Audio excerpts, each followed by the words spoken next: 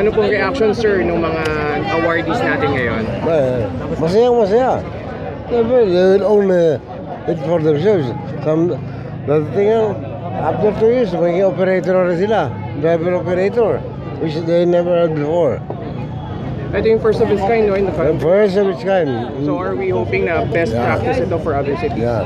You give them a chance. Ito yung livelihood na talagang honest to goodness. Livelihood for the poor. Give them a chance to be owner, to own their So, vehicle. ilan po ang mga units na ilalagay natin for all Ito roads? mga first sample. Nasusunod namin yung Ermita Malate. Pag proven po to be lucrative, Mayor, All. Dulo Manila. are we seeing the whole of Manila Yes. running on e-trikes? Yes. E-jeeps kaya, Mayor? Pati Egypt. Yeah, eventually. Same project, sir? Same project. Kaya Pati yung mga jeepney driver, their own jeep.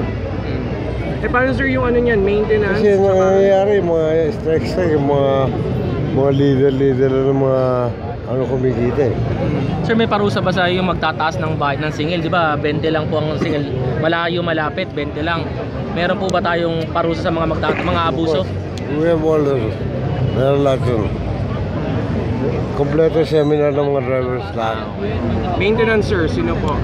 Meron kang maintenance. Kompleto. City Hall. Mayor, may terminal po ba itong mga to? Saan po ang terminal nila? Meron. Dito na mismo? So, sir, magkaka-phase out ba tayo ng tricycles? Eventually, phase out. Gradual. Dito phase out na sila. Hindi na Dito. makakapasok.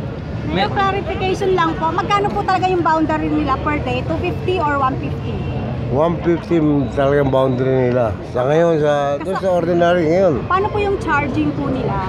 Kasama na po dun sa 150 yon. Good charge. Libre na po. Yung Charge ng baterya. Libre. Libre.